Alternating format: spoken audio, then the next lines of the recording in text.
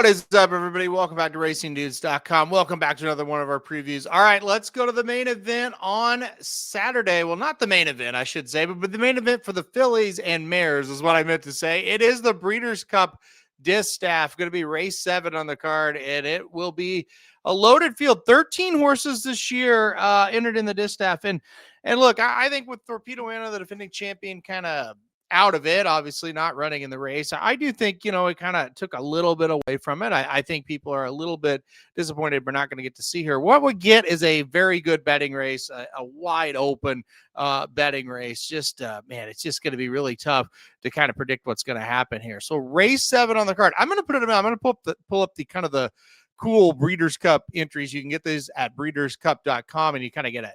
You get the morning line odds there. You get kind of a picture of the horse and stuff like that. I'm going to pull that up instead of the Equipace page. Just they're a little bit more visually pleasing, kind of cool here. So I'll do that as we go along. All right, number 1 is Nitrogen. And, a horse that I kind of thought I might back in this race a couple of weeks ago. Well, a couple of months ago, maybe a month ago. When I was kind of thinking about this race. Nitrogen, a horse that just did a lot of damage on the turf, started off on the turf and was just super, super impressive. Came to an off the turf race at Saratoga, the Wonder again. That was on Belmont Day, rained off. Ended up being just 3 horses in that race and ran fantastic. And so I think people won by 17 lengths, but again, didn't really face anybody, right? And so that got people wondering. Went to the Belmont Oaks next, got second, only beating a nose, a very good race, and then tried the dirt and won the Alabama. That was the first race on the fast dirt track there, the Alabama at 1.25 miles. It wasn't the strongest effort, kind of weaving in and out a little bit, but it was still a pretty good effort. And you just kind of are like, okay, yeah, I probably should try the dirt again, I guess. Went to the Spinster at Keeneland, grade 1 event. And this was a race where Torpedo Anna was there. And Cilia, a horse that's, in this race today, it was there. Jin was there. Nitrogen around in the corner looking like a winner and just could not get past Jin. They kind of battled the whole stretch, and Jin was just able to hold this horse off. So, kind of a long way of saying I think she just might be better on the turf, even though she's pretty good on the dirt as well. I'm skeptical of her in this spot. So I passed on her this time as far as picking her to win. Can she hit the board? Sure. I mean, could she win? Yeah, I'm not sure, I thought both of her dirt efforts, like I said, I think they were both good. I don't know if they were good enough to win a race like that. That's kind of where I'm at with her. All right, let's go to the number 2, Sarawak Rim. This is a horse coming in from Argentina, and we've seen some good performances here. 5 races, 4 wins, 1 second. We just don't know how it's going to equate. Very tough to try it here. I really, I don't know. I don't know what's going to happen here. Like I said, it's a tough ask for this horse. We'll see. Hard for me to kind of handicap it. You just don't know how those horses from Argentina are going to come over and run. All right, let's go to the number 3 now. Clicquot. Clicquot was a winner last time out in the Cotillion. That was for 3-year-olds. This, of course, is a 3-year-old. Got hot right after losing on debut, winning 4 straight races, breaking the maiden in April at Keeneland. Very, very impressively. Then winning an allowance race, and then winning the Indiana Oaks. And so then, goes up to the grade 1 Cotillion and wins again. This is another one. There's nothing wrong with her. I'm just not sure she's ready to win a race of this caliber just yet. So 10-1, though, you're getting a price that I think you deserve to get. I think that's kind of where she should be. Don't mind. I wouldn't talk anybody off of her. I'm just not sure she's good enough at this current time to get the job done in a race of this caliber. So that's kind of where I'm at with her. The number 4 is Cilia. I think she's pretty interesting, as a horse that I did back a lot once upon a time. We just haven't seen this horse win in a long time, right? And we hadn't seen this horse go long in quite a long time. So the last time we had was in the Clement Hirsch at Del Mar, got second to Adari Manor, beaten 2 3/4 lengths. Then we had a bunch of 7 furlong races, none of them victories. It's kind of hard to believe. At one time, this horse was red hot. 7 furlong Ballerina, second. 7 furlong Breeders' Cup Filly Mare Sprint, fourth. only beaten a length. Derby City Distaff, fourth. Better Roses, second. Honorable Miss, third. Ballerina, second. Spinster, finally, we stretch back out, got third. The problem is she kind of just runs the same race, whether she's going 7 furlongs, mile 16th, a mile and an eighth, right? And so that's kind of the issue here. I think she's very interesting underneath because that's just kind of who she's been. 5 wins out of 15 starts, but 13 out of 15 hitting the board. And the 2 races she didn't hit the board, she ran fourth. I think at 15-1, she makes a ton of sense underneath. I don't know if I can get to her on top, and I think that's kind of the main problem for me. Just not sure if I can get to her on top. All right, let's keep going to the number 5 now. Scottish Lassie, a Jekyll and Hyde type, right? Last time out in the cotillion, didn't do much running, got fourth, beaten 2 1/4, 2 races back, freaked in the Coaching Club American Oaks to a 15.5 length victory. We've seen good performances like that. The Frazette comes to mind, where she won by 9 lengths as a 2-year-old and then just kind of didn't do much running for a couple of 2 or 3 races. Too inconsistent for me. Wouldn't be shocked because she does have it in her. I'm just not sure she's for me in this spot. 12-1, though, you are getting paid if you want to take a shot with her. All right, let's keep going to the number 6. The number 6, if I could get there. Alice Verite, coming in here last year, running fourth in the Breeders' Cup Distaff behind Torpedo Anna, Raging Sea, and Candid. Kind of a long beaten fourth. Just got a 90 buyer for that effort that day. Just not for me here in this spot. Didn't prove enough to me last year, and really hasn't done much running since last year. So kind of another one, just kind of quickly. I said, I just don't think so for me on this one. All right, let's go to the number 7, Gingy. And I mentioned her earlier. She did win the Spinster and held off Nitrogen. So give her credit. She got out to the lead and she proved to be tough to pass. So like I said, you got to give her a lot of credit. I thought that was good. I'm not really sure what happened 2 races back in the Fleur de Lis. She just didn't run very well. Got fourth, beaten 9.5. But the race 3 back in the Shawnee, she was second to Royal Spa. I thought she ran okay. The race 4 back, the Double Dog Dare, she won. So she's been pretty good since moving over to the Brendan Walsh barn. Gin was a horse that was with Brad Cox. They got her to the Kentucky Oaks. She didn't do much running. She kind of just spinning her wheels, so to speak. She's been pretty good, like I said, since going over to Brendan Walsh. She is 12-1. I think that makes sense if you want to play her. Another one, it's just like, I just don't think she's for me in this spot.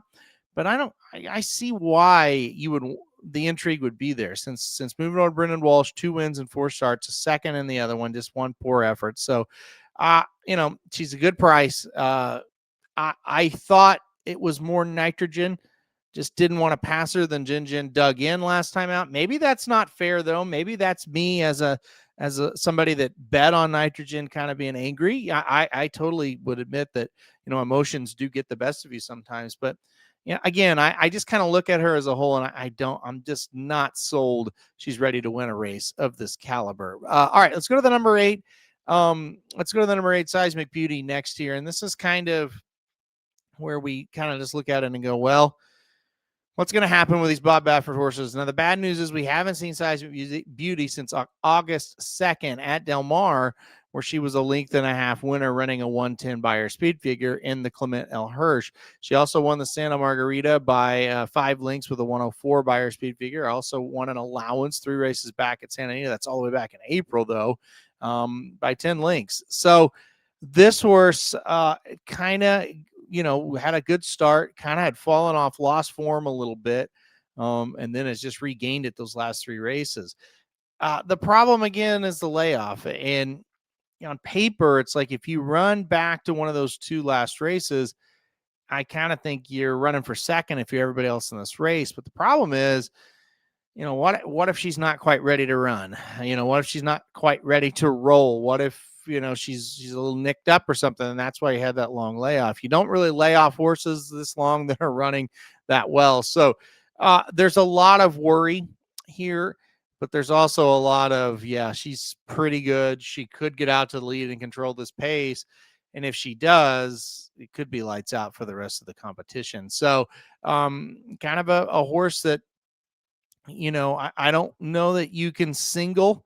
You're probably going to want to get some other ones involved, but she looks pretty good if she can get out to the front, and she looks good if she kind of, she's just kind of back to who she's been under Bob Baffert for the last 3 races. All right, Majestic Oops is next, 30-1 shot here on Majestic Oops.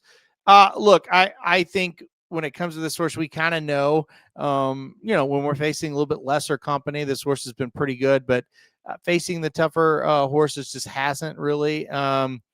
And that's kind of where I'm at. I think, look, 30-1's not a bad price, obviously, on this horse, but I think you could find better horses to support. Let's talk about another 30-1 shot. Number 10 is Gunsong. This is a horse coming off of a win last time out in the Beldame. I'm not huge on numbers, but this horse is just low. The numbers are just very low. It stands out how low they are.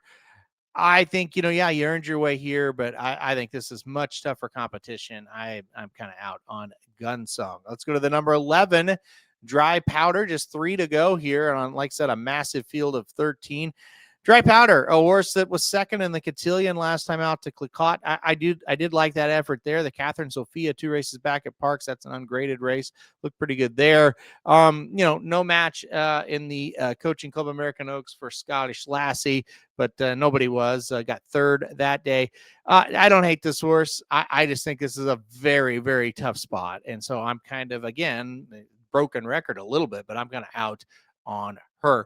Let's go to the number 12, Darth Vader next. This horse has races in the past performances that are good enough to win here, and specifically last time out in the Personal Ensign, lost by just a nose to Torpedo Anna, receiving a 100 buyer speed figure for that race. That was a very, very good race. The race 2 back, though, randomized, Majestic Oops, Candied was able to beat her. The race 3 back, she did win the Ogden Phipps. Get her credit for that one. Kind of a speed favoring track that day, though. 4 races back, the Lots Ren got beat by Raging Sea, Taxed, Randomized. The reason why I'm reading off some of these names off the list here, it's like I have ultimate respect for this horse. I think she's getting better. I think she's gotten better, really. But I have seen her get beat by some horses that I wouldn't pick in the spot, right? The race last time out was very good. I don't love the post this time around. This horse is kind of a stalker. I could see her getting hung a little bit wide. I'm on the fence on what to do, where to place her. Do I put her on a daily double or a pick 3 or pick 4 or 5 ticket? Put her on the bottom of exactas and tries. I'm just not sure at this point. I'm not going to have her to win, though. It's just a lot of question marks for me of just, okay, yeah, she did run huge last time out, but who is she really, like, race in and race out? I think she's just kind of a cut below, and your 5-1 is what you're going to have to play on her, and that's the other problem. So, yeah, a little bit, few issues there for sure. Regalid, it will end this thing for us, the 13 horse. This is one that I think is getting better, but I just don't think is going to be ready for this right now. Last 3 races have all kind of been improving, an improving pattern, I should say. Won the Delaware Handicap last time out by 6.5, but there really wasn't much in that race. Won the 3rd in the Locust Grove, 2 races back at Churchill Downs, 2nd in the Groupie Doll at Ellis Park, 3 races back. So 30-1. There's worse 30-1 shots I've seen, but that one's not going to be for me either. So kind of scroll back up here through this, a big field, but a lot of kind of longer prices. This is kind of how I look at this race. I don't love Nitrogen at 4-1, and I really don't think she looks much different than a lot of these 15-1s. I can kind of say the same thing about Darth Vader. I'm kind of looking at getting Cilia involved here at 15-1. Clicquot at 10-1 makes a little bit of sense to me. I am going to play Seismic Beauty, number 8 Seismic Beauty, on top in this race. She will be my top pick in the race, but I'm going to play her with some longer prices here. I just feel like there's some longer prices that do make sense in this race, and like I talked about them, I do think Cilia at 15-1, Clicquot at 10-1. Those are horses that make sense to me, and quite honestly, they're horses. They look pretty similar to your 4 and 5-1 shots that are down here behind Seismic Beauty. So, I'm going to kind of, let's go with Seismic Beauty on top. If she shows up her best race, I think she wins it. I am going to back her up with some of those long shots. All right, guys, that'll do this video. Hit the like button if you like it. Hit subscribe if you really like it. Want to get alerted anytime we do videos like this. And most importantly, stay tuned to the channel all week long for more Breeders' Cup coverage.